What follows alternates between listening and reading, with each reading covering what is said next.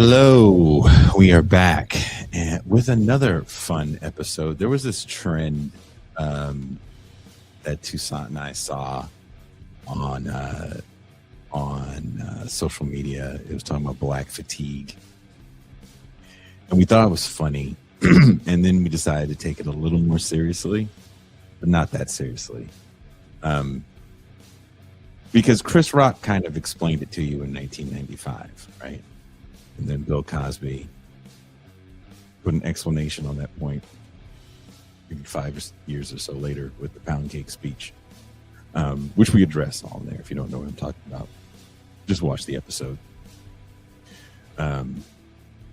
But this was a fun one because I read Chris Rock's N-words and black people joke verbatim with the hardest of ours on purpose. And the fact that people were upset about that still fascinates me to this day. And why are you mad? If I said it differently, it would have been funnier? Interesting. Because I really want people to listen to what he was saying, right? Don't get lost in the Chris Rockisms of the whole thing. Because it really is an underclass joke, right? Like there's good black people and there's horrible ones, and we hate the horrible ones. And to see this joke be regurgitated 30 years later by much younger people who don't even know this joke exists. That's the joke in and of itself. They don't know, they're just repeating Chris Rock. They probably would never even assume that Chris Rock said these things. And we had watched all these shows where these black people that are making a living, trying to carve out a niche to be the black contrarian. Part of me thinks that some of them might have some ideological leanings a certain way, because I think they see the way liberalism treats black people as kind of rewarding mediocrity, right? Don't give me a patronizing pat on the head just because I said something. Like, you know, I can understand their frustrations with certain aspects of liberalism and liberals. That being said, to embrace conservative ideology so hard, it doesn't make sense. But if you only understand the world in a binary of Democrats and Republicans, then that's probably the only way you can see the world.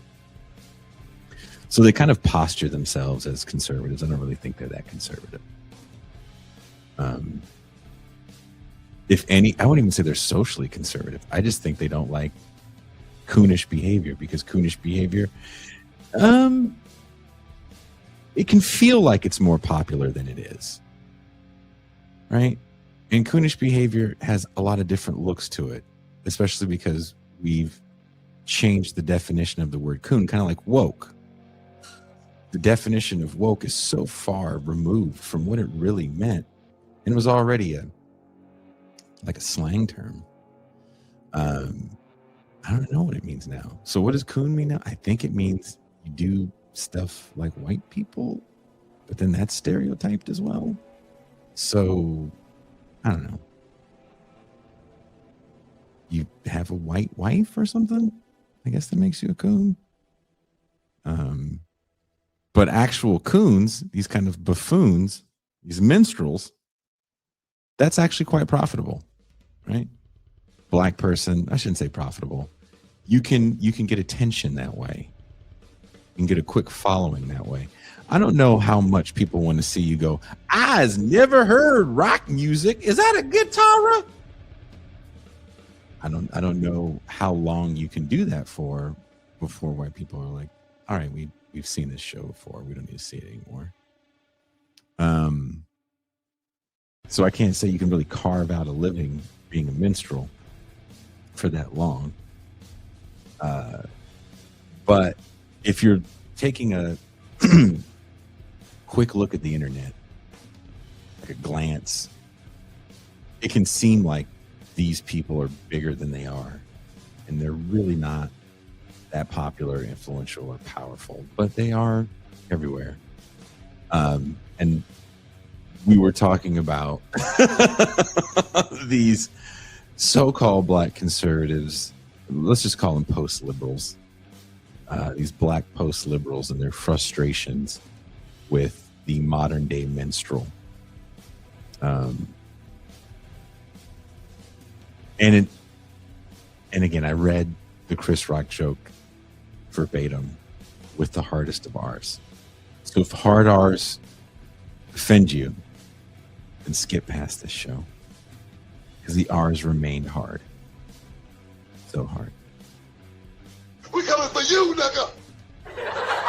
Yep. So on that note, I'm out. We're almost at number one. Peace. Call-in shows and discounts on live events. All that. Wherever you are watching or listening to the show, there's a link in the description to Patreon. And I noticed that one of the early comments was, is this a call-in show? No, we are not the black management that you can speak to if you have black fatigue. Okay? You talk to those people at Black Liberation Media. They are the black management that you speak to. We are the lowly workers. Just kidding. Don't call them either. I hate niggers. I'm tired of niggers. I wish they would let me join the Ku Klux Klan. I do a drive-by from LA to Brooklyn. Niggers always want credit for some shit they're supposed to do. They'll brag about stuff a normal man just does. They'll say something like, yeah, well, I take care of my kids. You're supposed to, you dumb motherfucker. I ain't never been to jail. What do you want? A cookie? You're not supposed to go to jail, you low expectation having motherfucker. That is a quote from Chris Rock's eponymous Niggers vs. Black People routine that catapulted him into the comedy spotlight and made him a household name. This bit resonated with the stratum of black Americans that were tired of feeling that despite their education and class status, they were still attached to the ubiquitous underclass trope of violent, drug-addicted people that languished in the inner cities. Rock, for many, was a voice of clarity amongst the rubble of what some good black people considered racist images portrayed on the nightly news, music, television, and cinema. In the 1990s, the music that would go on to define black culture, rap, would come under serious scrutiny. It would be hip-hop's embrace of underclass tropes that put it at odds with the niggas versus black people discussion, as it was the real niggas that embodied the authentic black experience. Hip-hop's golden era would add diverse voices to the cacophony of hood anthems that were skyrocketing up the charts. De La Soul, A Tribe Called Quest, the Hieroglyphics Crew, and many more were good black people, so they wouldn't suffer the same ire as the gangster rappers that Rock went on to lambast in his comedy routine. Chris Rock's frustrated tirade was performed almost 30 years ago, and yet here we are, still suffering from the fatigue of ignorance. The original use of the term black fatigue was first seen around 2020. It had to do with the daily task of facing white people's microaggressions in the workplace. It found a resurgence after the second election of Donald Trump. Black liberals felt tired of their white peers foregoing the logical candidate for president, Kamala Harris, and voting for Trump. They, white libs, let their anti-black bias once again color their decision-making, allowing racism and white supremacy to reign once more in the Oval Office. After the second election of Trump, black liberals would not be part of the resistance. Oh, no. They were sitting this one out. They were having fun, dancing as the world would burn, as an I told you so to white liberals. That's retarded. What the hell does that even mean? Like the world around you doesn't exist just because you cross your arms and go, mm-hmm. Nigga, please. Like with many other words where meanings change with time, let us not bring up woke. Black fatigue was adopted by white people as a term to express their frustrations with the same behavior that Chris Rock and, of course, Bill Cosby would express decades prior. Pull up your pants. Don't be so loud in public. Quit making songs and videos portraying hood life as aspirational. And stop with the ass eating. Gonna get pink eye. Black fatigue wouldn't simply be coded language for saying I'm tired of niggas. Black fatigue would go beyond the black versus white paradigm, and soon black people would interject their frustrations with the demonstrations of buffoonery that is shared online ad nauseum. This shared outrage would hit a tipping point when a white woman was caught on camera openly calling a 5-year-old autistic black child the N-word. The public shaming that usually follows hit a bulwark of support, and the white woman went on to raise over $500,000 after hurling the slur. She claimed that she had black fatigue, tired of black people acting like, well, niggers. So here we are, and the N-words versus good N-words debate rages on. Today, I have an arsenal of some pretty good N-words to have this discussion with. Let me first bring in maybe the king N-word of Miami. He is my homie, my dog. He is the man of the Mau Mau Hour. He is the Pascal Robert.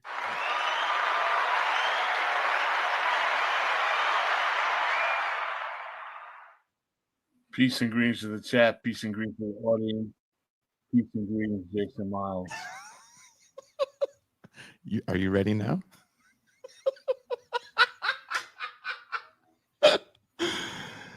Speaking of N-words, we have a negress in our midst. She is the voice of reason on the show. She is the M. Toussaint. Hello, hello.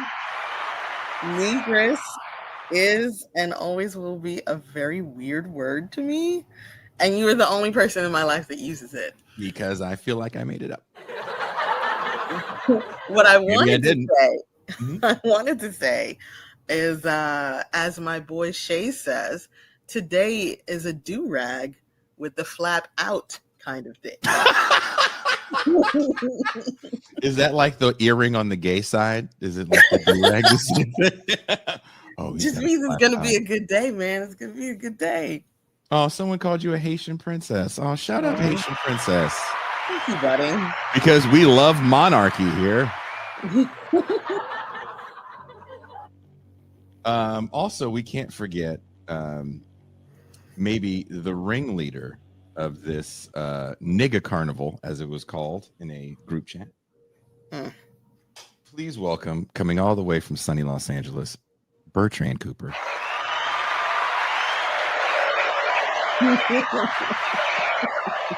I'm 100% not the ringleader, and I have no say in how this show is orchestrated at all. And last but not least, he is quite black. For some reason, catches the ire of all blacks. People think he's mixed. It's just because of his hair. He has Indian in his family. Leave him be. The cheekbones. Yeah, the high cheekbones. Please welcome to Ray Reed. I won't follow Bert's lead with disclaimers. Thank you for that rousing introduction. And it's pretty clear who the ringleader is. He's wearing a hat. Yep. And some very Castro district ass facial hair. That.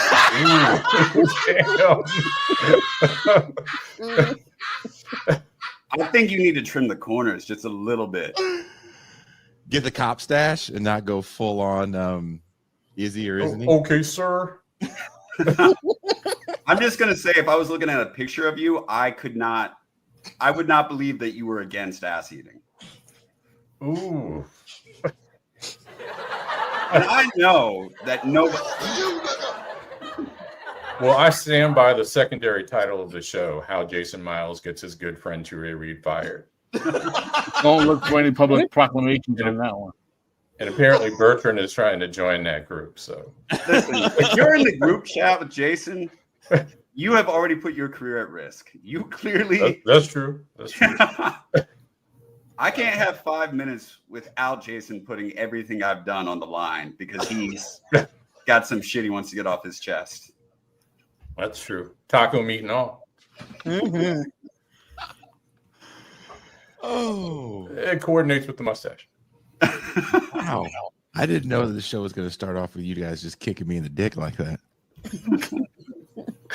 I told you I was recently on a date with a very nice woman, and we hadn't seen each other in quite a few years.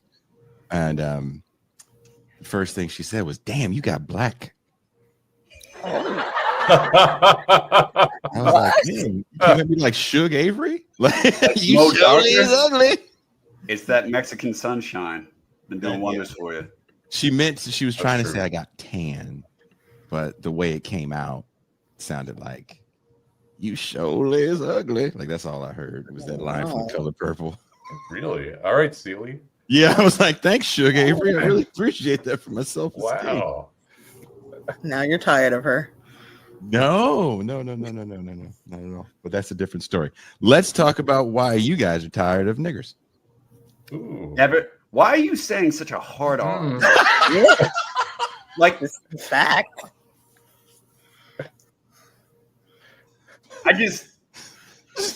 I'm curious. Yeah, Such a and hard that's R. not the topic that I agreed to go on. Just be clear. Mm-mm. You need to take that to Condi Rice or somebody. But I'm good. I feel like if you read the Chris Rock bit in the normal voice, it just hits so much harder with the hard R. Pascal, black fatigue. Are you tired of Negroes? It's I'm not. not tired of Negroes. I'm tired of I'm tired of talking about all of the issues that get people tired of Negroes. I'm tired of not talking about political economy. I'm tired of us not talking about capitalism. And I'm tired of race reductionism. That's what I'm tired of. There you go. Tell us more, Pastor Robert.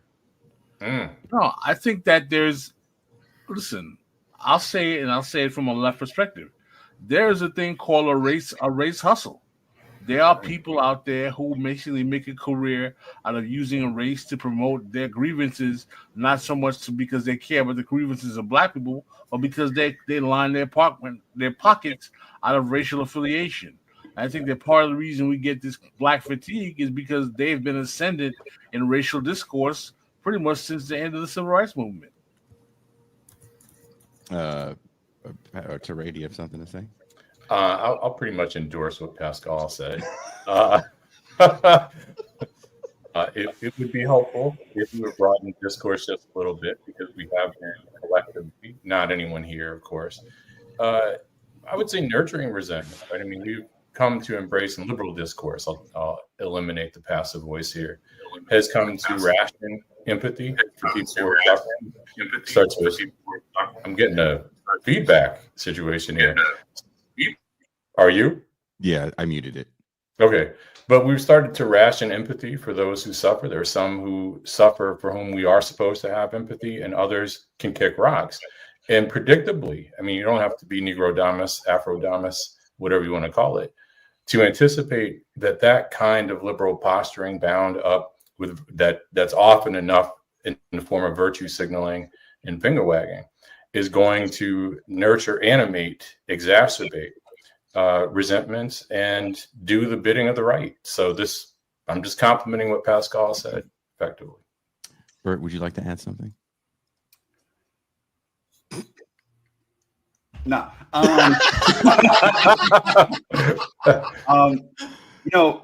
I'm still trying to wrap my head around the theory that you have here, Jason, because you were the first one to actually bring black fatigue to me, and you brought it to me in, I think, a less academic lens, where you were just showing me videos of people calling black people the N-word and saying it over and over again, just nigga.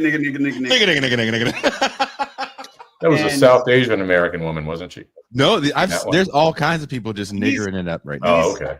He sent me so many of these, and then I read, and then I read your essay, and I feel, I think people are online. There's probably a bit of exhaustion, but I feel like the fatigue is maybe more generalized. Black people are maybe considered the vanguard of the whole woke rhetoric, the people who supposedly benefited the most, after George Floyd and all of that increased interest in race. And yeah, we're getting a lot of videos of, say, people, you know, calling this person nigga, this person nigga, this person nigga. And then, you know, maybe they can start like a crowdfunding and, you know, get $500,000 apparently. When I looked it up, I also saw that people, the NAACP came out for that event and raised money for the Black family of the autistic child who, it was very, what's the word? It just Binary? seemed, what was that? Binary? Not petty isn't maybe the right word, but it seems like what I was seeing from you, Jason, was just like these videos just look like the tail end of everybody's been pointing their camera at each other. Yeah. And maybe there is fatigue around that. Maybe something that I thought maybe had died down is I feel like people a few years back, they were so resistant to the idea that anyone was out here still using racist language in like a playground. And they really wanted to distance themselves from that. And now they don't seem to care as much if somebody calls them a racist. I think maybe they've accepted like, everybody gets called a racist for everything. Do you guys think it has something to do with the fact that the N-word is held so sacred as like this magical word that has power, in the sense of people say it's a term of endearment, and I go, no, it's not. No, it's not. My daughter graduated college, and there were a lot of N-words that graduated as well, and not one person said that's my N-word. I'm the proudest N-word father or mother here today. You walk that stage, N-word. I've never seen a person give birth and be proud of their baby N-word. I'm sure someone says it somewhere. I've just never seen that. Have you guys witnessed that? I think one of the things we have to realize is that the use of the N-word in the public thoroughfares has increased with the popularity of rap music, and that 100%. in the early 70s, you wouldn't see it is used as much normally by normal folk as you do today. So you think it has a lot more to do with rap music, and Teray had said something to me a few weeks ago about that. We were talking about the N-word. And Always I think do. He called me one. But he you were said, like right back at you. He said something along, I don't know if you remember this. You said something along the lines of the N-word was, for the longest time, it was the explanation point. And with rap music, it became the hook. Yes, so it just seems fun to say. Yep.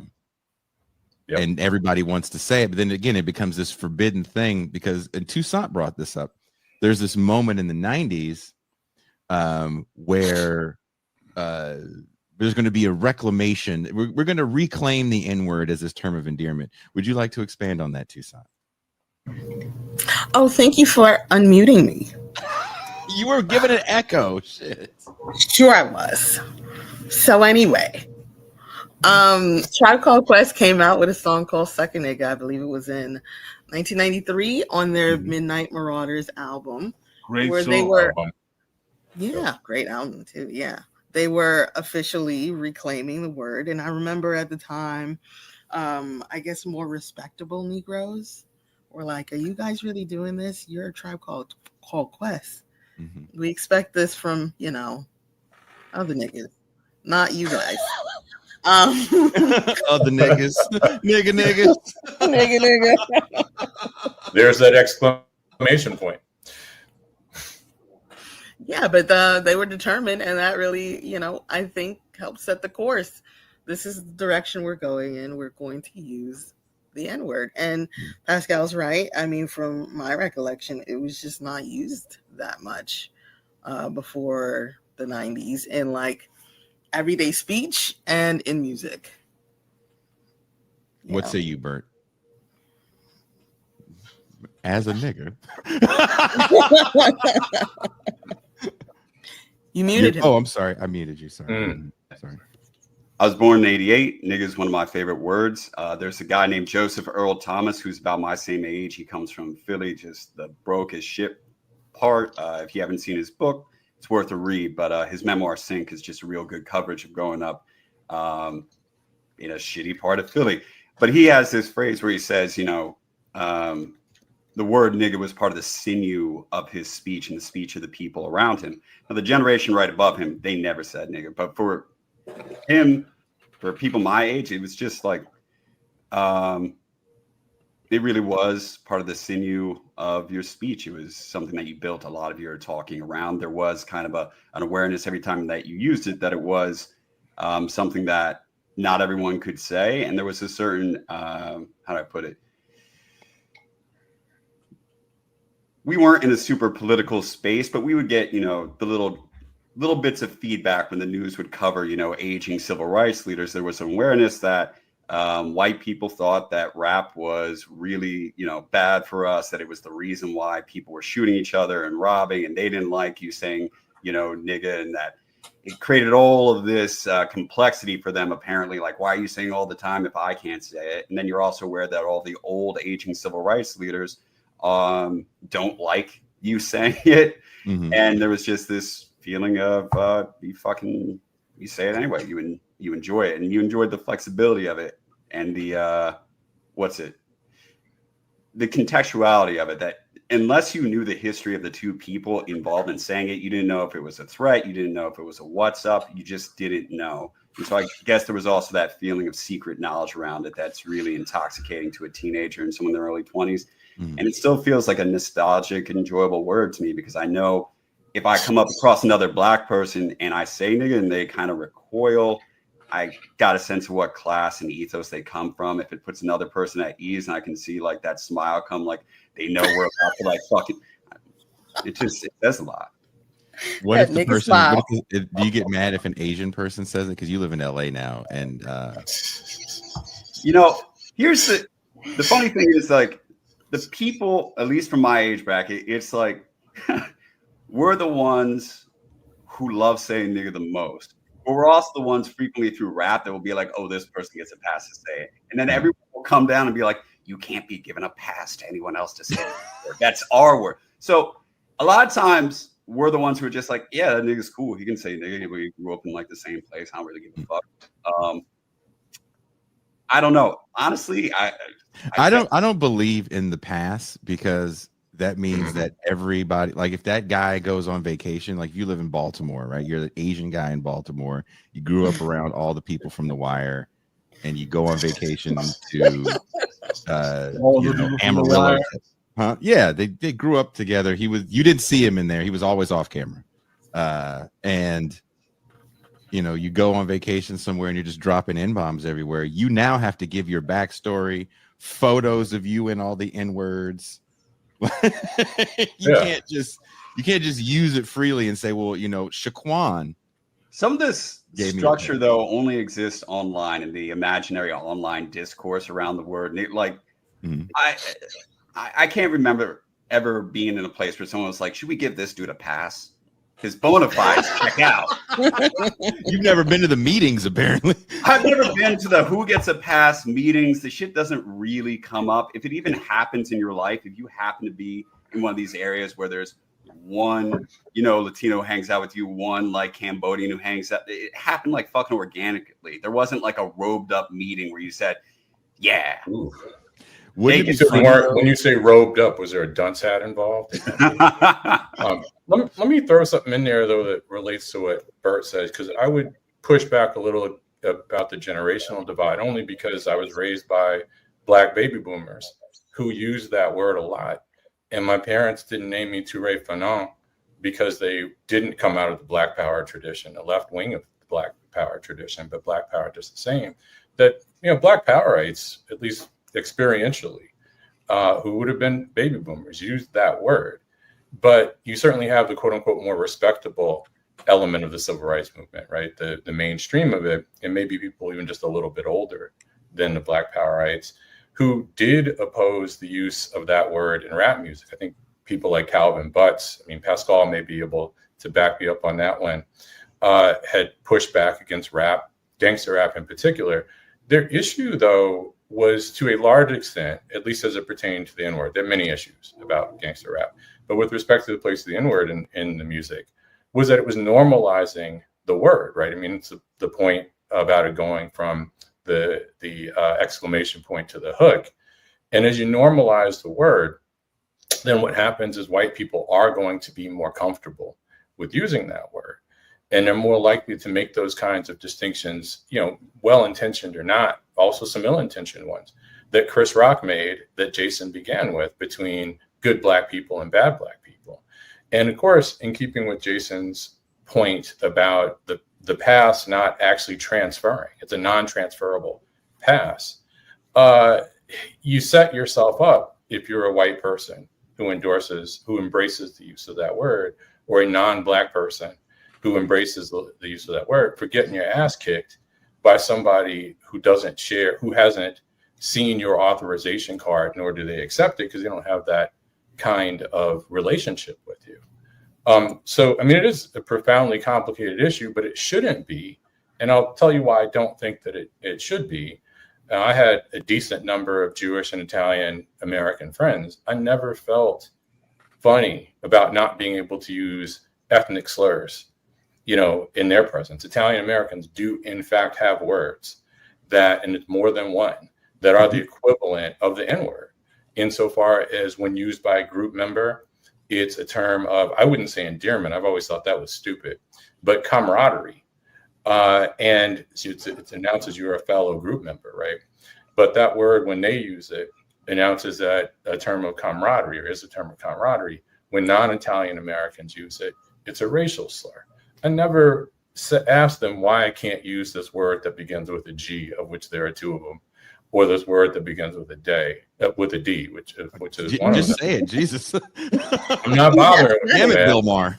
I think some of us know what those words are, but I never felt that I was missing out any more than I felt that I was missing out when my Jewish friends would say shit about Jewish people, in conversations with other Jewish people, that a non-Jewish person, if a non-Jewish person were to say it, would be understood appropriately as anti-Semitic, right? It's just not that complicated. If you know the word connotation, then, and most of us don't know that word, unfortunately, but we've had the experience, the word, there are words that have a different feel when used in certain contexts, or even when the person using that word is someone you have a relationship with that's positive or negative. Last thing I'll say on the normalization of the word that people like Calvin Butts were concerned about, is that, as Jason has said in a different context, when people are angry with each other, they often go for the grab bag of shit that they know is going to piss their interlocutor off, right?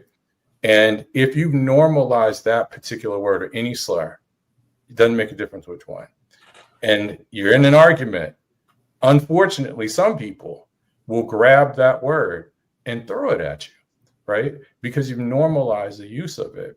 And they know it's going to hurt, but they're also familiar enough with it and use it enough when reciting hooks in rap songs that they may not associate getting punched in the throat with the use of that word.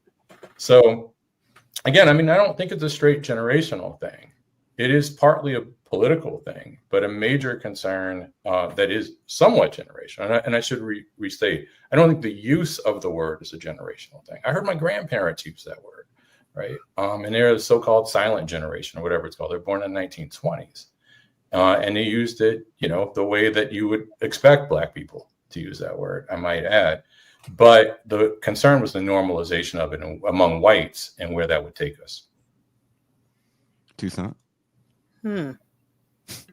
Damn, I just lost my thought. I was thinking about Touré's grandparents using that. Saying it silently. Act like you got some sense and stop acting like a knuckle. It was silent generation. I remember being like, yeah. They sure did a lot of shit talking for some silent generation. They're the most complainingest generation ever. That's why I learned how to articulate the N-word through my grandmother. I believe it. There you go. Older Black people definitely did use it. They said at one point during these N-word discussions, we used it in private. You YNs is using it on records. It's a huge difference. I remember being really surprised during the movie. Was it Lean on Me? And Robert Guillaume is talking to Morgan Freeman's character, Mhm. and he says he's the HNIC. Contrary to what you believe, I'm the head nigga in charge here. Yeah, because Exactly. that's what Morgan Freeman had said earlier. Yeah.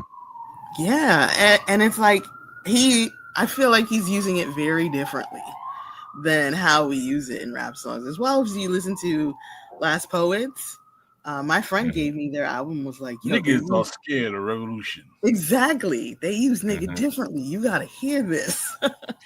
Well, again, do you think there's a difference in the 80s and 90s where maybe this is coming out of academia? Maybe Teray and Bert can speak to this, where there's this idea that hip hop is going to be the voice of revolutionary Black thought, and the overuse of the N-word is looked at like the Last Poets, even though I don't really think it's the Last Poets. You muted Bert. Oh, sorry. I was going to throw out there just on two of the points that Toure made. I was about to say, I had to stop myself from saying either the word for Jewish folks, which slows down the speech quite a bit.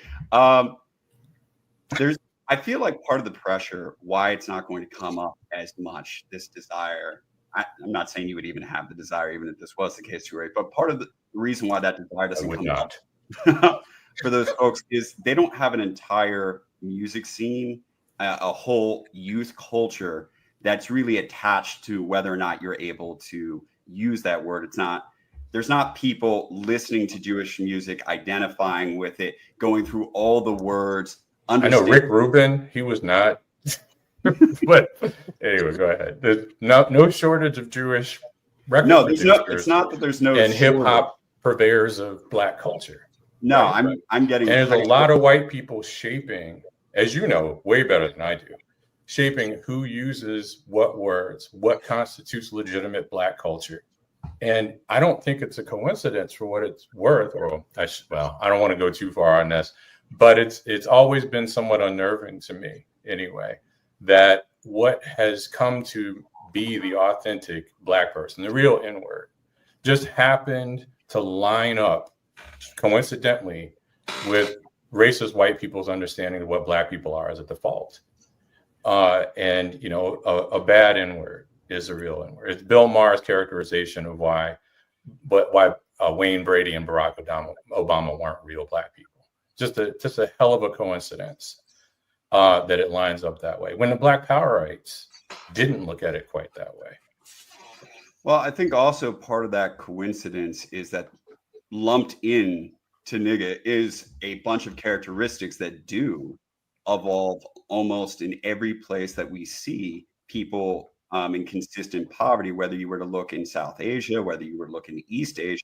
There are certain traits, because there are certain things that come out that allow you to survive in that situation. Like super predators, right? Not like super predators, but a certain... And I'm being sarcastic. Yeah. If those people out there.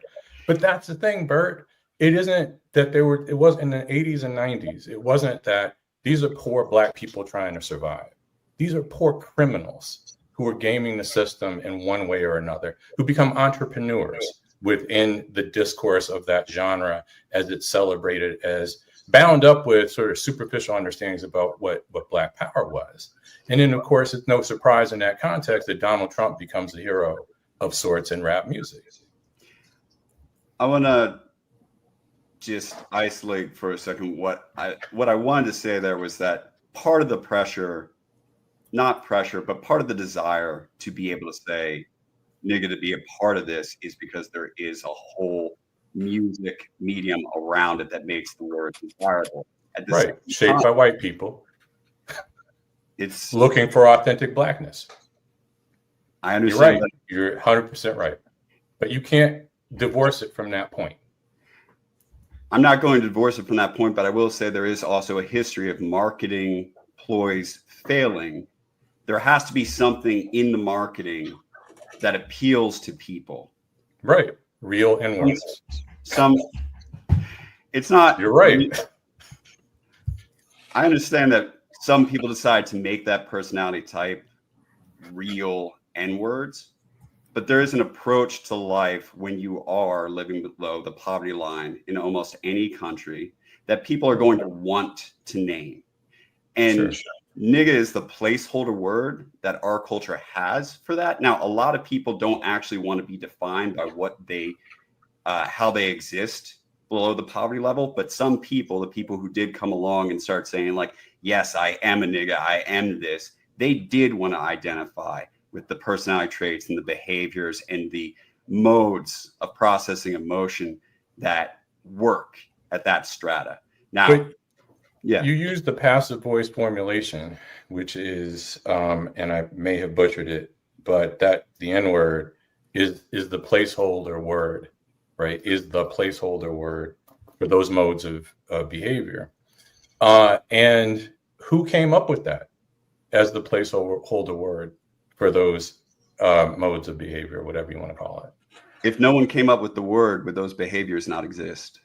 Well, but here's the thing, and this is the point that I guess I made that didn't land. I'm not saying that people wouldn't hustle in the hood, right?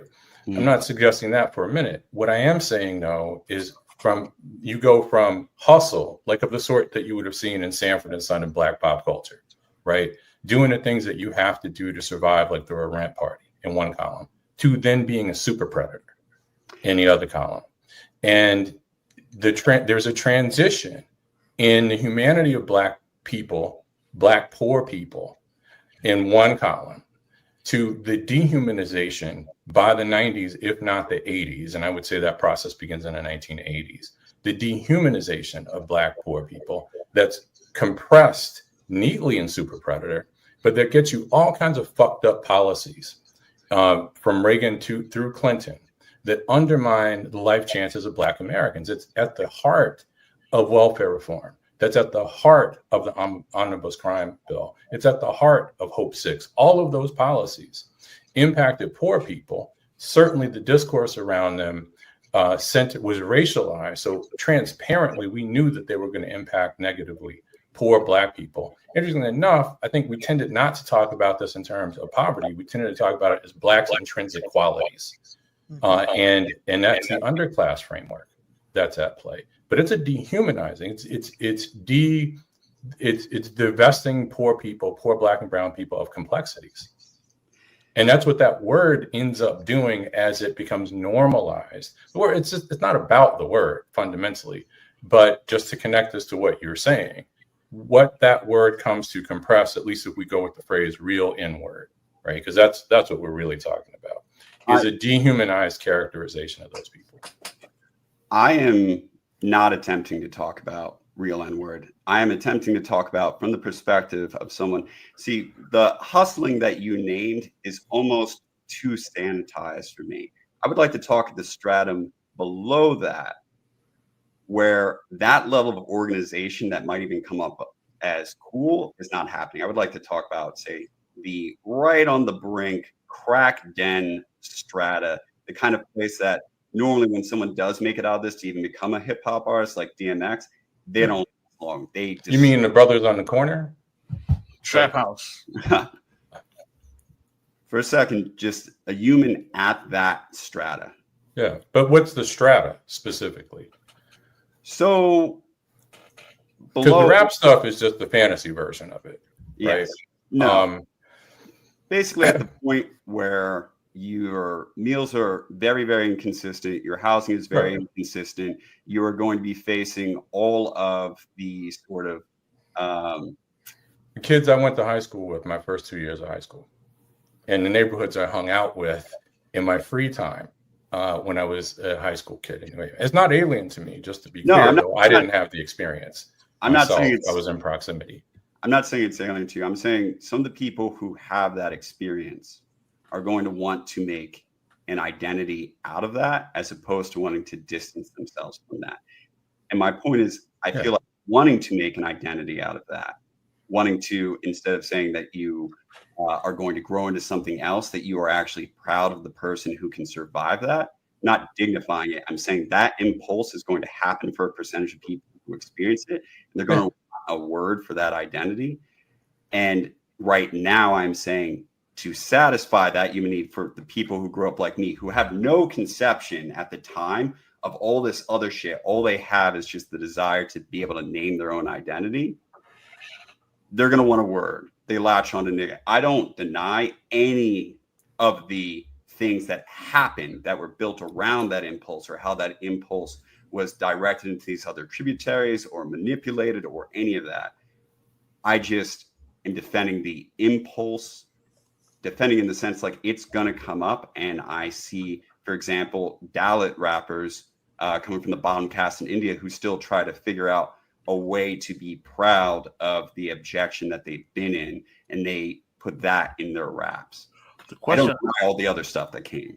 But I guess what we were talking past each other is how that becomes the thing to do, right? And why that particular word is where that goes. I'm not really convinced that that particular word does that, because the word does all kinds of things for all kinds of people, which is the nature of the beast. But what I think one of the things, I'm sorry, Pascal, for cutting you off. I don't know if we're going to agree or disagree on this, but I would submit, much like these dystopian, post-apocalyptic, the genre that has become dystopian, post-apocalyptic films, that one of the things that's going on is that we've normalized expecting less from life, just in general. It's not just, well, I don't want to go too far afoul, but we've normalized the fact that for a lot of people, there's no escalator out.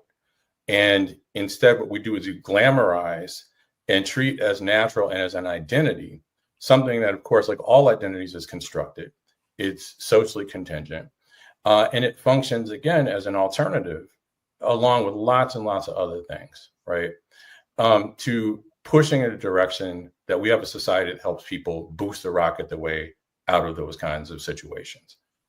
And so for me, I would say that treating that word or that construct, because the word is a construct here, right? I mean, I think fundamentally what you're saying is the word is a condensation of a way of being.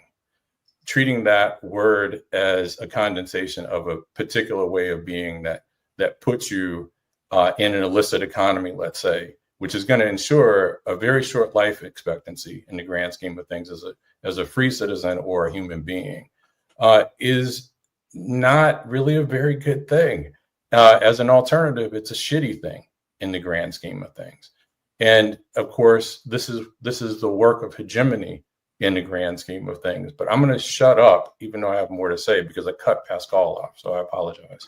I was going to say that I kind of agree with you, Torre, because my point is that what are the socializing factors that make the quote unquote underclass members of society want to cling to that term as their representation? And I would say it's a socialization from above, not a realization from below, in that it's the above that's making them see that term as the reification of what their behavior is, and that they're being socialized into accepting it as their representation, as opposed to them thinking it's an authentic kind of normative position to be, to say that I'm a nigga and I'm proud.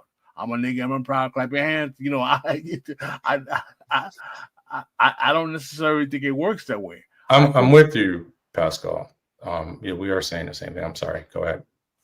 So, and by the way, I would never allow my white friends or non-black friends to use that fucking word. So you've missed my point if you think that's what I'm saying. It's a dead opposite. Go ahead. And maybe this is too simplistic. I don't know that humans need to be informed that surviving something difficult is a source of pride. I think we see people invent all sorts of crucibles and additional physical difficulties, even when their life doesn't necessitate them, and build an identity out of that. It would be almost impossible to grow up in, below the 50% of the poverty line and to not notice that what you're experiencing is challenging, to not notice that it kills off other people, to not notice demoralizing. I think I'll say that depends on the individual and how they are internalizing it, but I don't always. Okay. I mean, it does. It always depends on the individual, doesn't it? Oh, I thought you were saying it always demoralizes, but yes. No, I'm not. depends on the But individual. it is a demoralizing experience. I mean, the world is stacked against you, and everyone's announcing that you're a fucking loser, even when you're not, right? And that's very difficult to not see that as a demoralizing experience. But it is it's up to individual, right? Sorry, we but- don't disagree. But yeah, I don't think you need to inform people like, oh, you've been through a bunch of hardships, you've survived things that can kill someone, you've had to fight, you've had to steal, you've had to go without these things that people just rely on, like a steady parent or a steady emotionally supportive environment. Mhm. You don't need to condition someone to feel proud for being hard to fucking kill. That's hardwired into a large number of people. They're just like, that didn't kill me. I feel pretty fucking cool about that. You don't need, in my opinion, this whole structure. I just see too many people derive pride from not being killed by things. Well, let me throw this out at you though before Jason cuts me off, as he should. What I saw when my brief foray in a so-called inner city public school was a system that treated Black quote unquote excellence as exceptional. I hate that phrase, Black excellence, by the way, but I'm just going to use that as a shorthand. And that what instead the actors involved, teachers, administration, presumed that the students they were teaching, who were largely Black and Puerto Rican, would not amount to anything. And what was fascinating to me is you watch these conservatives, some my age, some older, refer to this experience, which was quite negative, of course, and the demoralization that beset some stratum of those kids as capitulation or whatever, right? And I guess maybe the best way to put this is many of the conservatives back in the day would point to a tendency that Chris Rock would point to, an so-called embrace of ignorance, right? A rejection of education and what education can do for you, as Black underclass framings, Blacks' disregard for education, et cetera, right? Very negative shit. It's an expression of their failings, their personal failings. When it struck me in real time in that moment as a reasonable defensive move, if they're saying that you're not going to be shit, then just reject the whole system altogether. Because the only way that you might be able to eke out some personal dignity is to reject that whole system altogether. Could that be part of the mix, Bert, of what's going on and how people try to find pride and dignity where they find it? I agree with you that some people, and a steady, I don't just mean some in history, I mean a steady, predictable almost portion of people will feel exactly as you described. It's because of those low expectations that they're just like, well, fuck it, I'll make an identity out of this, since these people, it's a very dejected way to decide to make something out of that and find some backdoor to a very, I don't know, brittle makeshift self-respect, kind of like the kid who gets told that they're the bad kid in class so much that they make that into an identity. Would you agree though, Bert? Look, we've grown up around our fair share of N-words and probably have our fair share of N-words in our immediate family. At a certain point, though, does it then give you the right to behave in a certain way because you are that N-word? Like, well, this is just what I am. This is what the world sees me as. The right? No, I wouldn't say that it gives you the right. I would In say, their mind. Oh, in whose mind? The N-word. We were saying it's The a N-word defense question. and a defense mechanism, right? I mean, it sounds like, Jason, what you're saying is that embracing that as a defense mechanism, or the best defense is a good option. I don't think You're that gonna person would think close it's a off this defense avenue. mechanism, but yeah, it's a defense. Nobody mechanism. does. in Yeah, real nobody time, think. right? Yeah, you're not trying to look. I was just in. I want to say this. I was just in San Francisco. I haven't been back in the States for a while, and San Francisco for a long time hasn't had the largest Black population. It's never had that many Black people in it. And it was heartbreaking to see so many Black people, actually not even on the side where Black people are actually from, but just because they're all unhoused and displaced and it didn't make me feel good, right? And I get what Bert is saying. I'm asking though, does it just become a defense mechanism at a certain point for certain people to just embrace that, like that hard Scrabble? I'm alive because I am this thing. Maybe some people have a very self-aware approach to how they're dealing with all that, or it's something about hearing you describe it that just sounds very cerebral to me. I don't know if they enter a new environment and they're actually thinking like, well, fuck this, I'm a nigga. I'm like, from a hard travel background. This is who I am. I'm gonna behave. And you don't think that the N-word shit comes out sometimes? No, that's not what I mean. I mean, like, I don't know how thoughtful it is. I'll give a thoughtful version for myself. I pretty much only survive in the spaces I shouldn't survive. I only get by, get promoted, get approved of in the spaces that I'm in because I never go with my first instinct for almost anything. My emotional constellation is completely misaligned for the environment of middle and upper class folks that I'm around.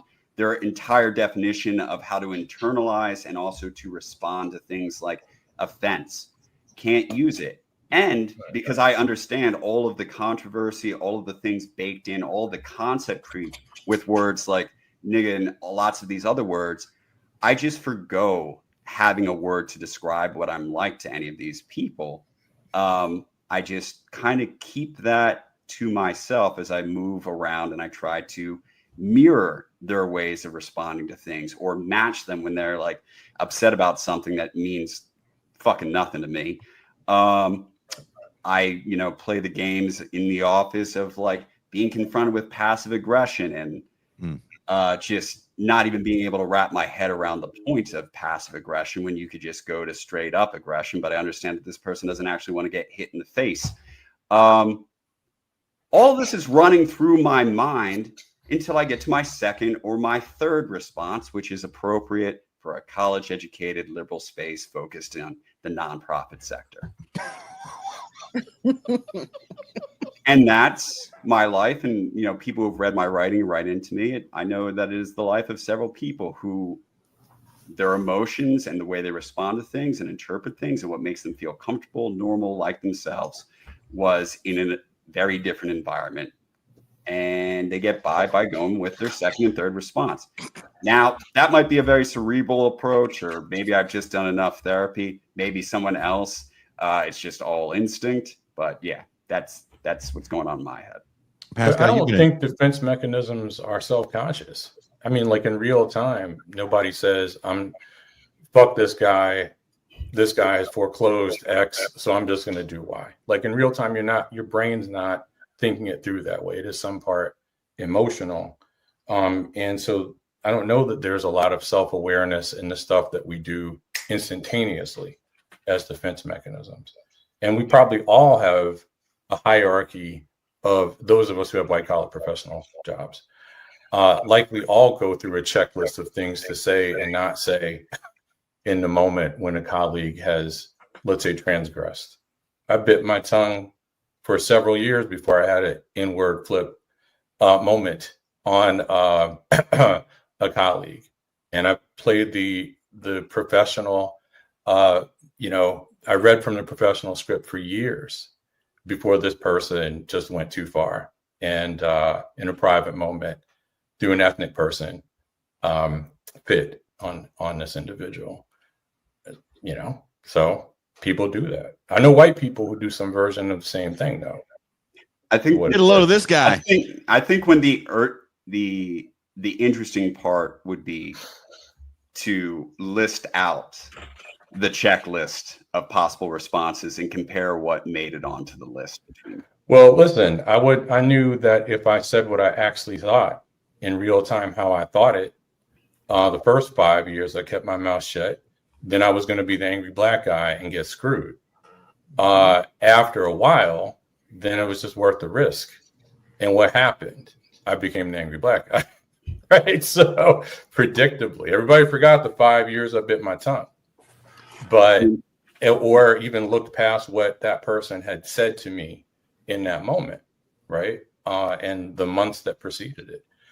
That's again, I don't think it's that uncommon to go through the checklist.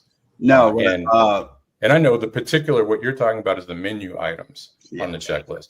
And grabbing my gun was not on the list, right? Because that, of course, was going to end things for me. And I don't roll that way, to be clear. No, but what was on the list from the start was inward fit, and I knew what was going to happen if I threw one. So it moved down the list until it moved right up. Pascal. No, I mean, I think that this is not something that's limited only to quote unquote Black people or N-word, if you will. I think that having to what they call code switch is a part of socialization that people from various classes, ethnic backgrounds, regional locations have to do when we get into normative spaces of particularly liberal hegemony. And it's a pain in the ass because those places are really tense. They're really a pain in the butt. They can be very classist, racist, sexist, or whatever else. But at the same time, it doesn't help that they have a preconceived notion of what the good Black people versus the N-words are supposed to behave like either. Right. Toussaint, you are around a diverse group of Black people. Do you find yourself getting fatigued as you walk to the neighborhood bodega? Do you count Puerto Ricans in for your Black fatigue? Ooh. Puerto Ricans. Oh wow, that is. They used to get the pass. It's kind of the same in New York.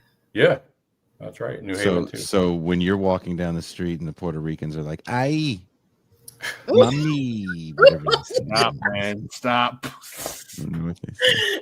They do not do that. There's a drum circle. They come out and they fucking no, that doesn't happen.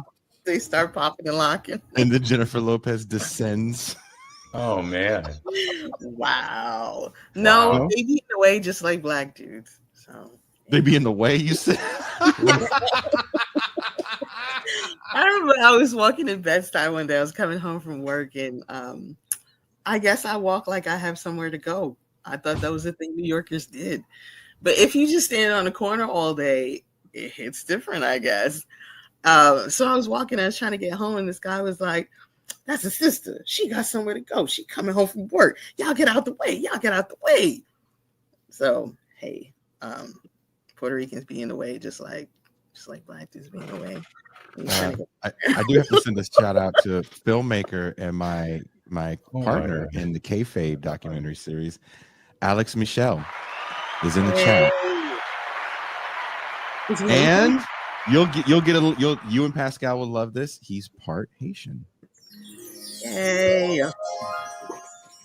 The He good is part. gay as well. So. There you go. But I think we're digressing away from the subject matter of Black. Very much so. Because we're tired of names.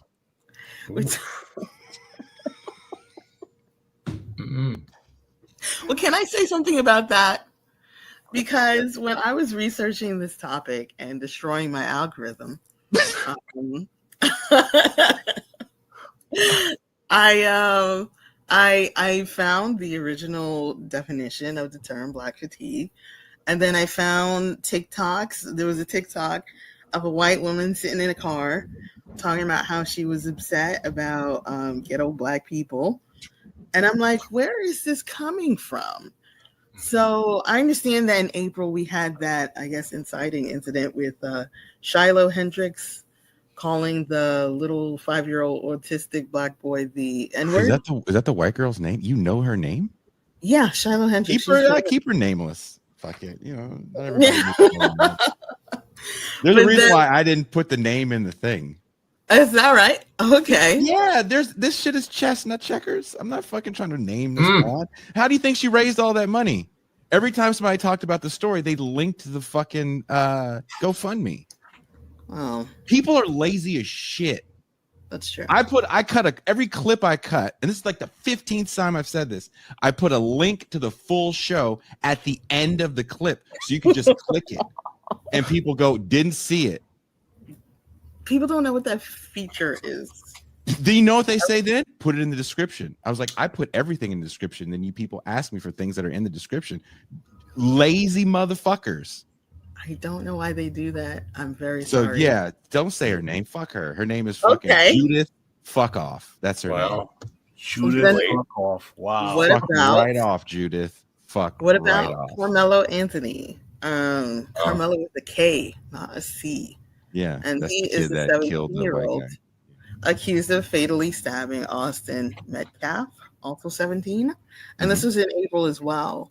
So I feel like these were incidents that got some racist white folks sort of riled up. But then from there, I started to see all of these Negroes like, you know what?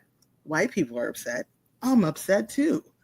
And then all of a sudden it became like conservative Negro time.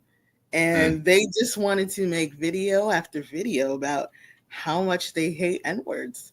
And then this appropriation of this term is like becoming complete because there are Black people who are also appropriating it and changing the definition of it. Also, white people who are gingers are Black. Oh, that, yeah. I learned that too in What is research. that I about? learned that last week. Yeah. How long is that? That's been around for 2 weeks or something, right? Yeah, something like that. Fun Why stuff. is someone who's a ginger Black? They are redheads. I don't know. Malcolm X was a redhead. True. But apparently they were ostracized, and so some of them have come out and said, I understand the Black experience a little bit because Because they're a redhead with Because they're redheads. Because they're Irish, redhead, and freckles. Yeah. Yeah. That's what I need at the NAACP meeting is Julianne Moore standing up, and I understand. I understand the plight of the Negro. I understand the struggle.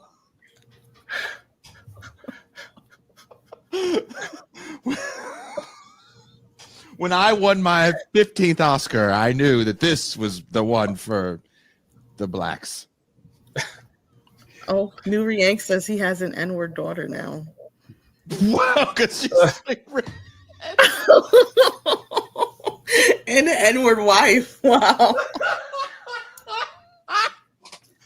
Would there be Black fatigue coming from conservative Blacks or middle? I watched several videos with conservative Blacks, and I don't know how conservative they are. It's just a box you tick to get white people to give you money. Because you can say like mean things about Black people. Would any of this be happening if Black people had the same relationship to their underclass that white people have to theirs and to people in Appalachian, where it's completely kind of they're not responsible, they're not brought down by the behavior of poor white people?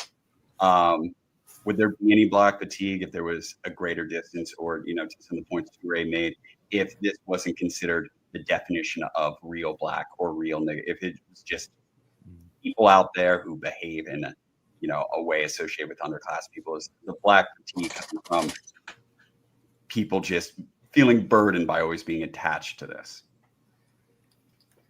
I don't think that's allowed. I mean, I understand what you're saying, like, thought experiment, whatever, but I mean, that's part of the racism of it all. It's like, you're not allowed to separate yourself from other Black people. You are all the same.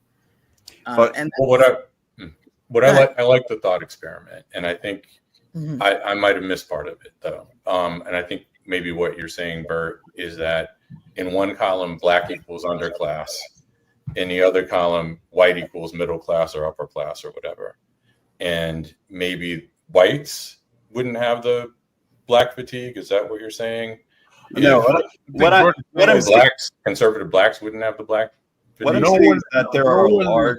No one is burdening upper middle class whites Mhm. with the behavior of Appalachian poor whites. Right. Yeah, I could send you right now like Right. 5 songs made in the last 3 years by white country singers where the only point of the song is how much they love doing cocaine. Sure. That's the whole thing. That really doesn't shine a bad light on other white people. Like white people from a different class do not care what these people are doing, because for all of the historical social reasons that we all know, that allows them to do what they're doing and not have it, attributed to the entire race. I understand that. I'm wondering if the whole reason why there's so much Black fatigue is that these folks are tired of having being lumped in or being presumed to, like, they're less Black because they're not behaving this real nigger way, because they don't act that way. They just always have to deal with this association. I understand the reasons that led to that. I'm just wondering if that's But isn't So that these isn't folks Co- is Black upper class or Black conservatives. but Right. doesn't like Coates play a role in this as well? Because he's always, not always, but he's spoken about, kind of the internal hood that is in all of us colored folks. The Russian doll theory. The Russian doll theory. Like if you I love that. you get down to the bottom of Pascal, there's just a hood dude from New York breakdancing in Lee jeans. With I mean, a tail. he certainly followed Bill Cosby's respectability, pound cake speech tour, and wrote about it as if that was just this very small segment of Black people. And in fact, all the regular Black people, to your point, Jason, have this Russian nesting doll where on the inside they're, hood Black and they're popping, locking, and all that. He did help, establish that idea that, there's this, one way of being Black, and it's all Well, connected. he validated it. He didn't establish it. It was already there. But they had an authentic Black voice tell them, they, in this case, would be white PMC types, had an authentic Black voice tell them that they were right, that in the chest of every Black person, Black male at the very least, beats the heart of a thug. So he validates it, but he didn't create it, to his defense. Yeah, I don't mean to say that. And correction accepted. I don't think he established it. I think to Ray's point, he validated it, and then also for people who were younger, who don't have a memory of all the fights in the 90s over, say, depictions of Black people as always being thugs and criminals, and all the people who pushed back against that. For a lot of people just going to college in the 2010s, they were hearing Coates's version with kind of fresh ears, as if, they all want to be understood in this way. They had no memory of the fights that happened, where it's like a ton of Black people saying, I don't want to be perceived this way at all. So I wrote the probably the first online rebuttal to Ta-Nehisi Coates as a result of that piece. I think Torre and I came to know each other as a result of that piece I wrote. Wow. And I was so absolutely incensed by that tripe that he wrote, where he was trying to say that, like, because it's so fundamentally racist, and it literally does the worst work of this type of discourse, where you're saying that, like, basically he's literally saying that, like, Black men who are doctors, no matter what they do, they've got an inner kind of like Cujo in the hood vibe about them, where they want to, like, pull out a shank and rob you for your Adidas. I mean, it was absurd. What this fool was saying, and it was so transparently obvious to me that this cat had an idea of blackness that came out of, at best, a Tribe Called Quest CD, at worst, like from watching The Wire. He really was. I didn't understand why more people weren't offended by that piece, particularly since it was in the New York Times. Well, and you did the Wire a disservice, because there's a complexity there to, hood brothers and sisters in The Wire that's absent from anything Daniel Patrick Moynihan or Bill Clinton would have co-signed. But there. Can I just say, super chat, Tucson? Yes, and I'll say my thing after. Joshua Bauman says, thanks TIR crew for the consistent analysis and philosophy. I love having to explain my Anglo pessimism shirt. Even the bearded white men understand. Damn. Oh yeah. What were you gonna? I'm sorry, I cut you off. That's okay. I just wanted to say, in my experience, inside, deep inside the heart of every Black man is George Washington Carver. And inside him, a peanut. A peanut. Very important. Never forget. Instead of a nesting doll, it's a peanut. Yes. Unshelled and He's the unshelled. smallest nesting doll. There you go.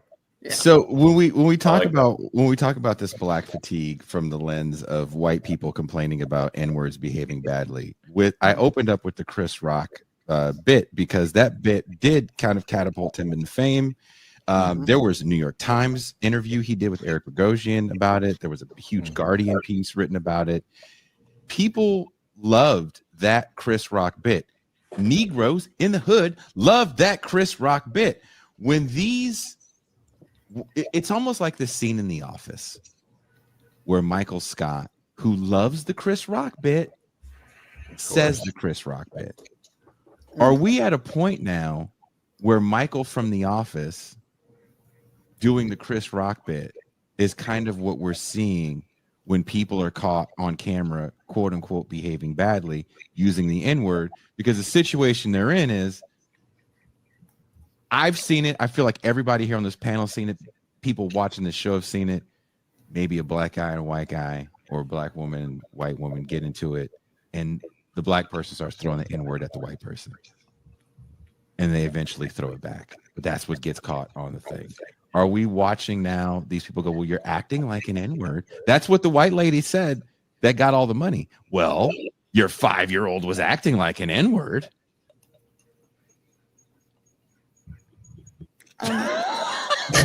I'll say this. When I was working in the fashion industry, I had a boss who was Latino and Portuguese. And she told me that she really loved Chris Rock. She said specifically because he makes fun of his own people. His own people. And I definitely never forgot that. I think it's a big part of Chris Rock's success. I think it's he's saying the things that other people want to say. And these black conservatives, it's what they really want to say. I've heard the formulation that, well, white people are fatigued, but these black conservatives are even more fatigued. Can you imagine what it's like for them to be associated with these? They entities? carry the burden of the color. I'm thinking of someone like Jason Whitlock. Yeah, they've got it worse. Do you know how hard Jason Whitlock has it? Dude, Hard being trash. it's hard. It's hard to be, that unpopular and black all at the same time. I don't know. All these people saying they tired. It's like, are you more tired than Fannie Lou Hamer? She was the most tired. You ain't gonna out tired her. Not gonna happen. That's fair. Shout out to Fannie Lou. True. She doesn't get enough props. Nope. Though it wasn't just black conservatives in the 90s who endorsed Chris Rock's dichotomy, black people versus N-words. I mean, it was regular black Americans. It wasn't just white people or South Asian people. It resonated. And I think one of the reasons it resonated is that we didn't talk about in the 90s, liberals and no one else. Liberals are taking their cues from conservatives. We didn't talk about class inequality. Like, the way that we talked about inequality was racial. And of course, what did Chris Rock do? He took what was a class division, bound up with presumptions about cultural defectiveness among poor black people, and he reimagined it as black people versus a subrace of black people, N-words. And he even in that bit lumps in white welfare recipients with black welfare recipients as their own subgroup. But it's a fundamentally racialized way to talk about inequality. And most of us in the 1990s. Black, white, Hispanic, Asian, it didn't make a difference. That was a language that was available to us politically. So I shouldn't have used the passive voice. This is a language that the Republicans had long endorsed, but it was absolutely positively the language the Democrats of the Clinton era endorsed for talking about inequality, super predators, and welfare queens. Bert, I know you're a lot younger than us. Do you know who Chris Rock is? He only knows Coco Melon. What? JC knows what Coco Melon is. Yeah, because I have kids. Bert doesn't have kids. He's like, I don't know no kid shit. I didn't watch cartoons growing up. Yeah. Bert just watched Shaft as a little kid. He just put Shaft on in front of him. I know very much who Chris Rock is, especially because between the stand-up and CB4 and just him popping up in other shit, I recycled a lot of that. Everybody hates Chris. You grew up with that. I'm sure you know Great that show. too. I was already a little bit past that. Yeah. Ooh, he's above it. But I mean, how A did little you feel? older. You were. I don't know if you saw that bit when it came out, but when it came out, it was like a revelation. And this is Well, back in the catharsis days when for people. before like comedy on the internet, so you would see it over and over and over again. Sure. I So mean, go ahead. the thing is, it seemed like regular black shit to me. And I mean was. that in the sense of when you are walking around with your friends and you guys are just laying into each other, the culture, or at least that subset of it, doesn't have a concept of punching down. That's not a thing. You say the meanest possible shit that you can to the other person until either someone leaves, cries, or tries to fight you. And so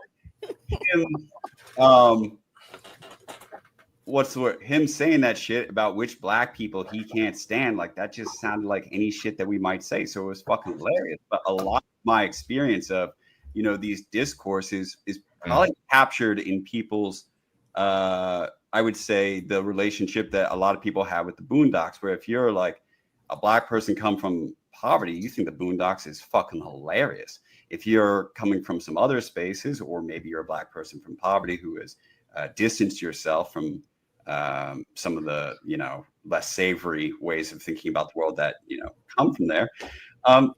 Those folks have a lot of criticisms of, McGruder and how he does things and how he portrays black people. But my background just seemed like, yeah, this is the type of shit that we would write and that we think is fucking funny. When I saw Rock, I just That's funny, because I thought of the Boondocks as having kind of a middle class skew.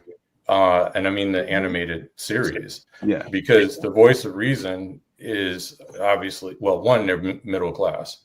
Two, the voice of reason is Huey. And three, Riley's the personification of hip hop. And he's basically Eddie Haskell. He can't win. And finally, in keeping with that, they're striking parallels, and this comes through very clearly in the Catcher Freeman / Catcher Freeman episode. They're striking parallels between Riley in one column and Uncle Ruckus in the other. Riley endorsed Uncle Ruckus's version of it, of Catcher Freeman, and rejected the noble black hero. He was bored by it.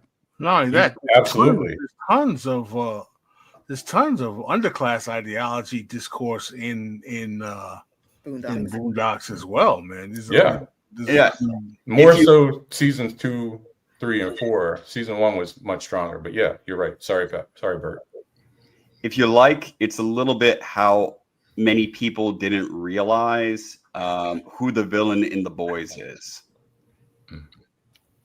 It's not that those things aren't there. It's that it just didn't care. Riley was fucking hilarious. He was that nigga. He was great. And then Huey just got absorbed into, how do I put it?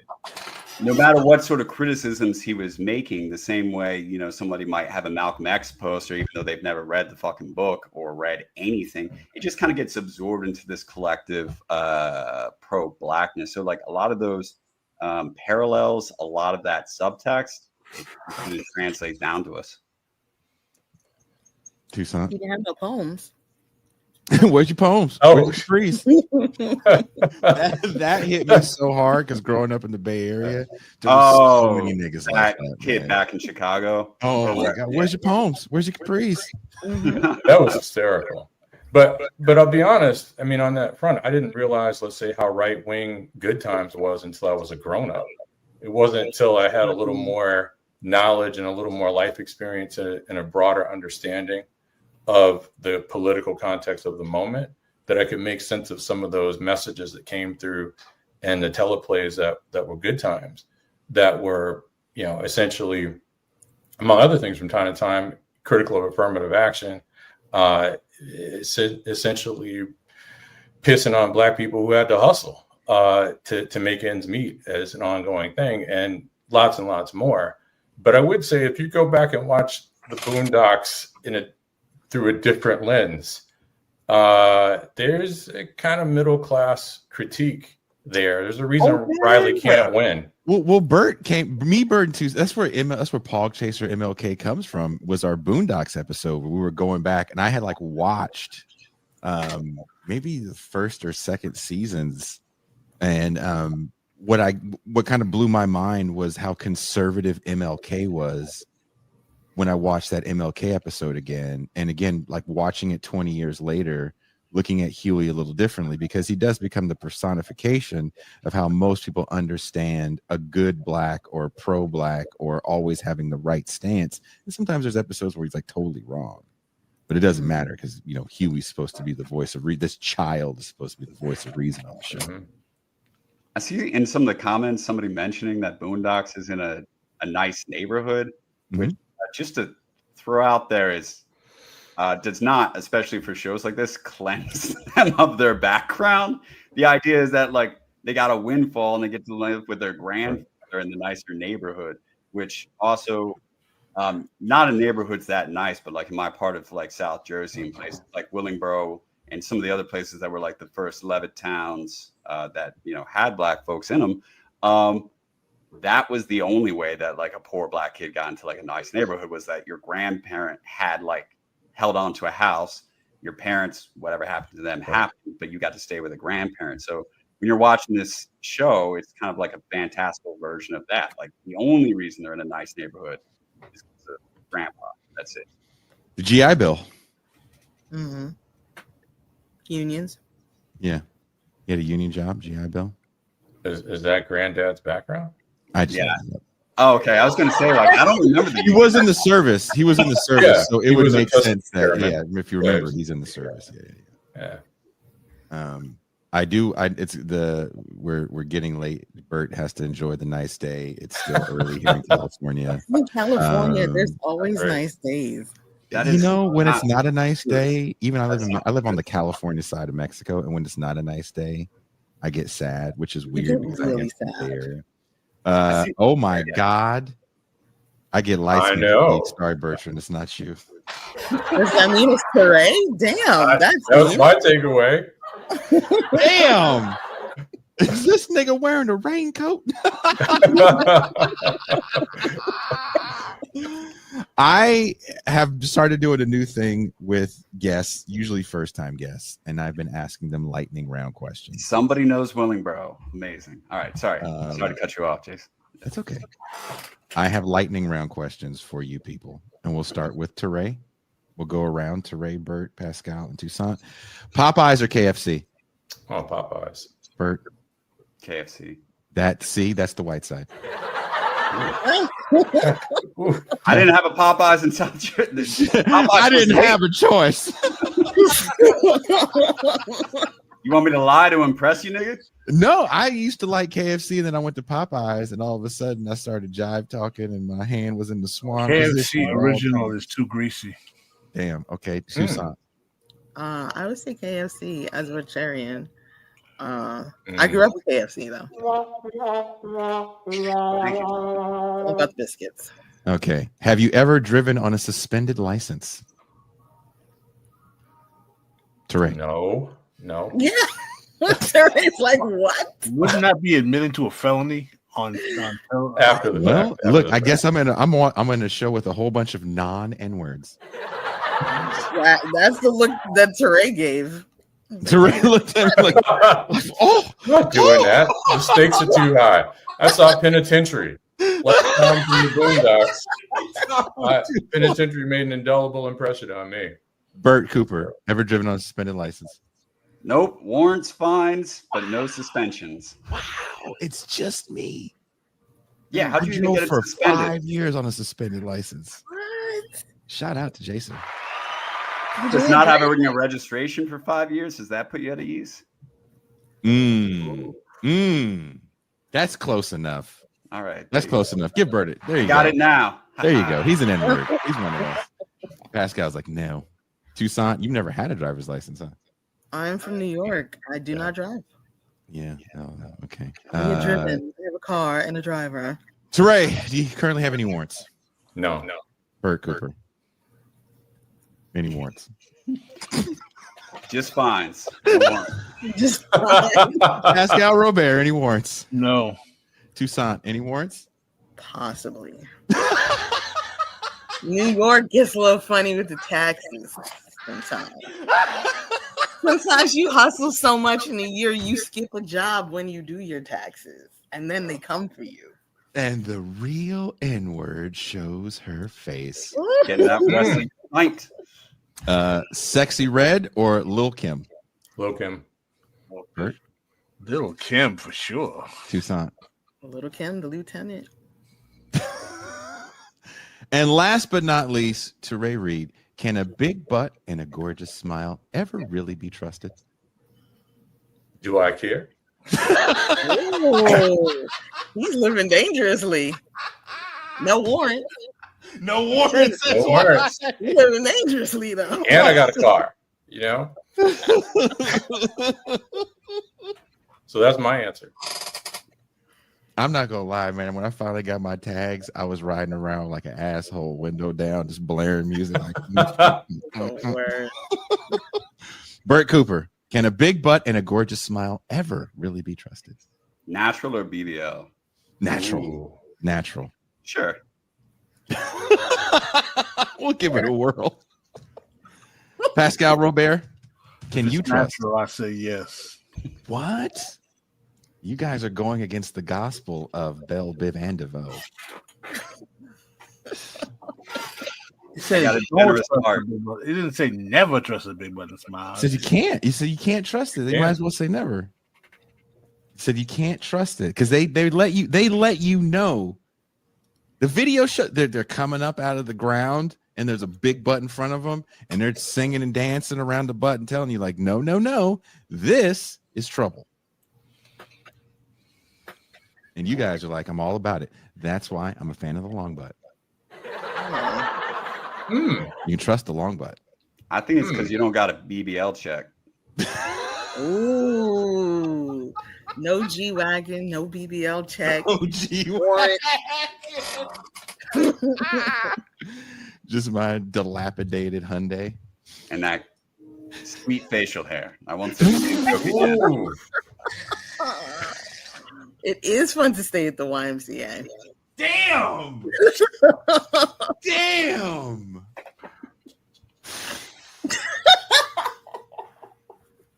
Do you have brakes, Jason? Do you have brakes on your car? They're working right now. Okay. Every You now can- and then, my dad and his friends would have a car with no brakes, and I think that's really hood. Your dad was the most niggerish Haitian in all of New York. The nigga was out there stopping like a Flintstone. He was never late. He was always early. No brakes, no brakes. I feel from the shit I've driven with, it's just wild. I've had a broken key in that ignition and just turned the shit for like 6 months. You don't even want to see my windshield wipers. Like the cars that stick with me go through a rough one, honestly. It's just metal. It's just metal. I've had my check engine light on for hella long. I've been driving to the Bay, from Mexico to the Bay, check engine light on. I used, in Jersey where you have to get that inspection so rigorous. I used to have to like take off the battery for, that 30 seconds and put it back on because the check engine light takes a second to read just to pass inspection. It's just ridiculous. Well, thank you, gentlemen, for. Wait, can I say, for the record, I don't trust big butts and smiles. I don't. Only little butts and frowns. Yes, those are the honest ones. Tony says This is Jason not a hasn't sex changed- positive show. That's all I'm saying. Jason hasn't changed his oil like 15 years. I haven't changed my oil in like 3 years. What? How's it possible? If you drive your car till the oil all goes out, and right before that oil light comes on, you put new oil in. Oil change. You look like somebody who would have a lot of oil. Ooh. A surplus of oil. Damn. That's a black joke. I know it is.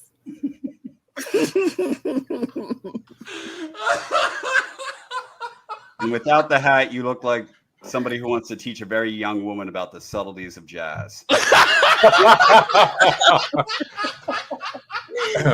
It's Does about he to need go the for glasses plate. for that or not? I feel the glasses help on that one. The glasses help too, I appreciate it.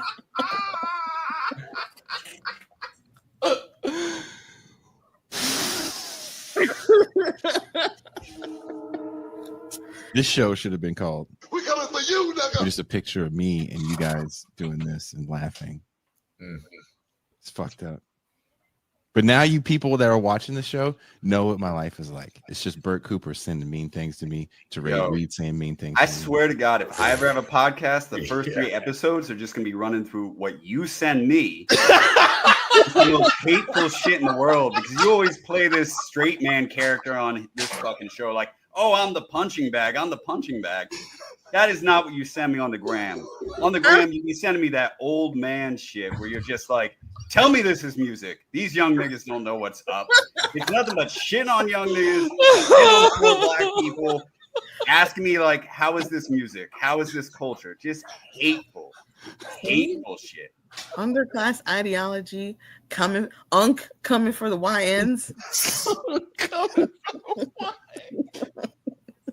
Or some like subtle, like biracial, this is what your mom looked like. I totally do. Every time you find like a Karen haircut and a fat ass, you're sending me some shit like, this was probably in your family, wasn't it? Damn, Bert, I didn't know you were being abused like that, brother. Every time. And then I come on here and Jason's like, ah, shucks, the gang's all mean to me again. Oh, shucks. Jason's a fucking bully. It's one of them Ellen DeGeneres situations. He acts all happy on here. Behind the scenes. I totally do. I find like the most ghetto white woman I've ever seen. I was like, this one of your aunties saying it. I swear to God, I don't know, like, you know, what's the phrase? Your algorithm must be fucking cooked because you find these white people doing the most ridiculous shit.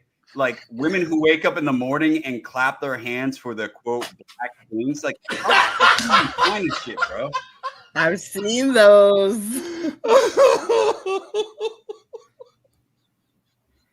I'm serious. I am often dumbfounded by like you could be putting together like the modern Jerry Springer show with the fucking characters you find online. Yeah, it's ridiculous, man. I don't send those to you, Teray. You The do. Daily Black Sometimes with Bert. Will you tell him, Touré, also how he just places it there? He's just like, here's some fucked up shit. Bye. Yeah, 100%. Explain this. No embellishment. None. I've been lately. I've been fucking with Pascal too. I've been sending Pascal fucked up shit on Instagram. He doesn't even respond. I'm sure he gets a.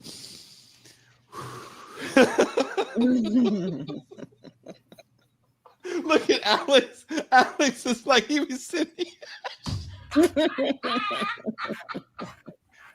I'm just then Wait, it's more than Bert and me? there's a small You cheating on us? handful of Negroes I trust, and I send things that I find interesting. And I find it interesting that there are white women that want to give daily affirmations to black men. or like have you ever seen that white woman who's like, "Hi, black man. Hi, black man. Hey, black man. How are Jason you?" sent me that shit. Yeah, that's my favorite shit in the world, dude. I fucking wake up to that one. You wake It's up. the weirdest shit in the world. It's bizarre beyond strange. Is it, or is it just, black positivity? She's not suffering from black fatigue. Nah. Or is she? Well, if she is, we're not seeing it on the computer. Maybe I did tell my ex-wife, because she remarried a Filipino man, and at my daughter's graduation brunch, I asked if she suffered from black fatigue. She did. I know, part of fucking up this show's whole flow is on me, but I blame that on Jason poorly explaining black fatigue to me before the show even started. The prep I get from Jason is just like a woman saying like nigga like 30 times, and he's saying black fatigue, ellipses. We're doing a show on Saturday.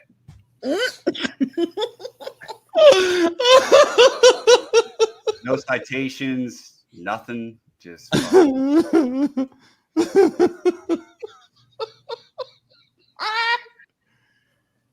thought I said something about black people to you. No? I've been Well, that's sending every you a bunch of black conversation stuff. I've been sending you love after lockup videos. is that the ones where the women are on the jail, the hot singles bullshit? Well, it's the one where the chick is with the black guy named Julius. No, I haven't been sending those to you. All I know is on the next one, I'm no more rap for me. No more rap episodes for me. Bert sent me a message. Bert sent me a message. He goes, "You can't send me any more shitty rap music." No more Edgars. I'm just done. Plus, like, I don't even have anything to defend in rap anymore. I don't even know what the fuck's going on. It's all fucking. It's what's that dude that really Lefty Gunplay can have it. I got nothing else to say. I've aged out. I'm fucking good. Jason's always talking about Lefty Gunplay. Dude, This is what happens when you let America listen to Lefty Gunplay. Yo, that was nice of you, Toussaint. You cleaned it up. That is not what Jason says. Jason says this is what happens when you let a certain element into rap. Yeah, Mexicans have ruined hip hop. That's what Jason. That's what I wake up to. So I'm good. I'm not defending anymore. Everyone is one. It's trash. It's ruined black people. And starting tomorrow, I'm done saying the N-word. Thanks to you guys. This is part of the black fatigue here. We can end with this. It's called when you have a YN over your house.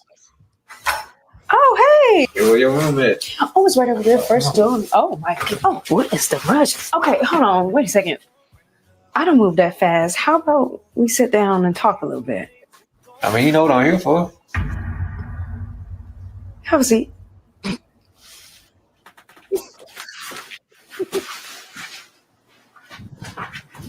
This can't just get right to it. Okay, snacks. What it YN eat? Should I make it with peanut butter and jelly, or should I put in a bowl of cereal? You okay? Oh yeah, I'm good. I'm checking for the Ops. ops. What do you mean ops? Like you down with OPP with I like my enemy enemies? type shit, you know. Oh, Charles, we ain't got no enemies here. You can go ahead and get comfortable. Oh, there's more. Do you want to maybe take your mask off? Oh no, I don't do that. Are you like scared of COVID? No, I just wear my mask. That's my thing. So, what do you want to do? I think we can maybe like, do some credit card fraud. Oh, Maybe like a heist. heist? Never wondering that. There's multiple episodes of her in this YN, if you will. Is that how it is, Toussaint, in the dating world? If you're trying to date a YN, Is Toussaint dating that young? Not that young. But the old ones are not much better. He's showing up with a shiesty. That's crazy. There's some bodegas you can't go into with those. Steve said that's the school uniform in Philly. You gonna accept that, Bird? I can't speak for South Jersey over here, but yeah, that mask really caught on. Really did. I thought that was just gonna be like drill shit for a while, but people love it over here. When that fool said he was looking out for his ops, that shit was hilarious. So we got whole swaths of young kids walking around with Steven masks on their face. I wouldn't say it's swaths. Clusters, maybe. He had a merce, a man purse. Immersive. That's what's so funny. He It's has so high the fashion, you know. The shiesty and the merce is what makes me go, well, it's just a different time. It does make me think of that one Sexy Red clip though, where she's saying like the first dude that she really, really liked, how he went and like stole a purse or some shit for her. And she thought that was so sweet. Hopefully they get the AI robots working for the assistant living centers when Jason is put in a home. He's going to be an absolute menace talking about Instagram reels that real people can't handle. Thank you very much, Prairie Fire Kowalski. Thank you guys for watching the show. We'll be back tomorrow afternoon covering Polish elections. Oh wow! Add a way to And follow Polish up. fatigue. Polish fatigue with a real Polish person. And we're going to follow up Black fatigue with Polish annoyance. Makes me want to watch Gran Torino.